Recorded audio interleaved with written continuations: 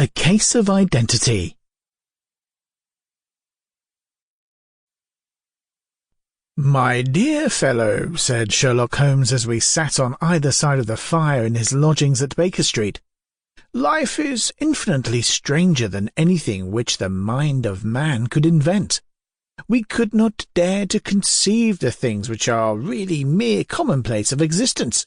If we could fly out of that window hand in hand, hover over this great city, gently remove the roofs, and peep in at the queer things which are going on, the strange coincidences, the plannings, the cross-purposes, the wonderful chains of events, working through generations and leading to the most outre results, it would make all fiction, with its conventionalities and foreseen conclusions, most stale and unprofitable." "And yet I am not convinced of it," I answered. "The cases which come to light in the papers are, as a rule, bald enough and vulgar enough. We have in our police reports realism pushed to its extreme limits, and yet the result is, it must be confessed, neither fascinating nor artistic.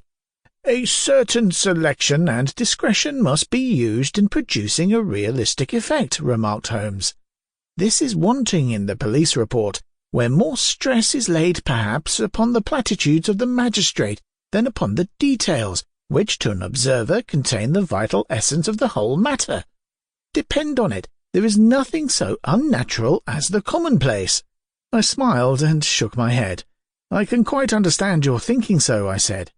"Of course, in your position of unofficial adviser and helper to everybody who is absolutely puzzled throughout 3 continents, you are brought in contact with all that is strange and bizarre. But here," I picked up the morning paper from the ground, "let us put it to a practical test. Here is the first heading upon which I come. A husband's cruelty to his wife.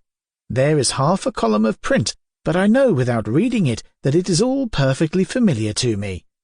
There is, of course, the other woman, the drink, the push, the blow, the bruise, the sympathetic sister or landlady. The crudest of writers could invent nothing more crude." "Indeed, your example is an unfortunate one for your argument," said Holmes, taking the paper and glancing his eye down it. "This is the Dundas separation case, and as it happens, I was engaged in clearing up some small points in connection with it. The husband was a teetotaler. There was no other woman, and the conduct complained of was that he had drifted into the habit of winding up every meal by taking out his false teeth and hurling them at his wife, which, you will allow, is not an action likely to occur to the imagination of the average." Sample complete. Ready to continue?